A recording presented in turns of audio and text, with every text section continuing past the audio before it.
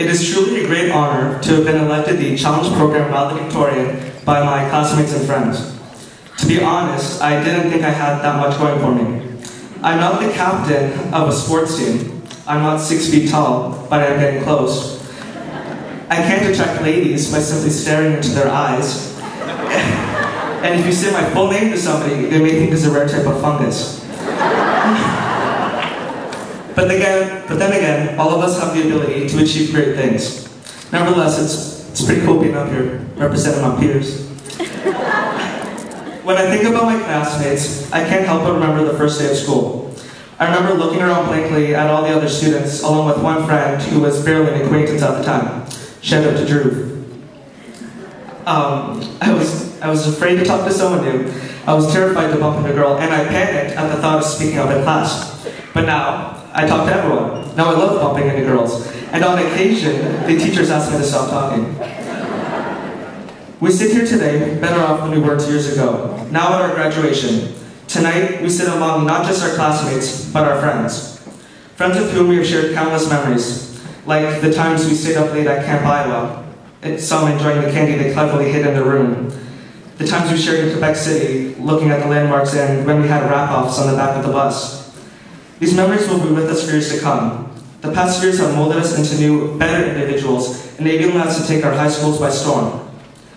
John W. Gardner once said, "All too often we are giving young people cut flowers when we should be teaching them to grow their own plants."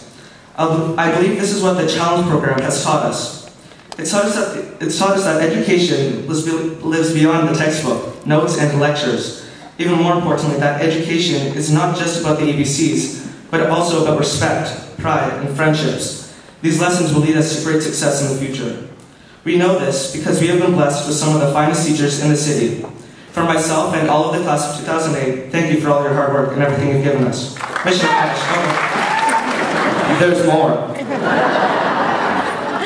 We also have to thank our parents. They paid for the trips to further our education. They've almost always given us a hand before a big test, and they've taken us to and from school, even with today's gas prices.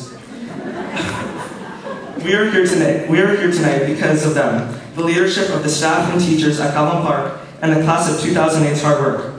Tonight represents a new chapter, not just in our education, but in our lives.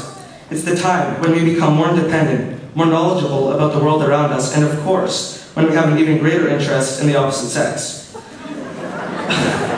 But we're ready for the future. And as we walk into the future, with our successes and failures at our backs, helping us along the way, knowing even greater challenges await us, we must remember that anything is achievable if we have the drive and the will to achieve it.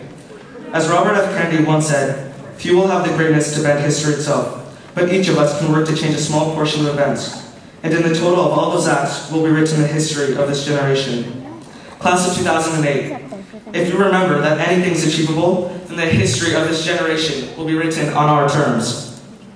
So, finally, I wish you all the best next year at your respective high schools. I look forward to working with some of you in the future, and it's truly been a great honor to have worked with you all in the past 2 years. Thank you.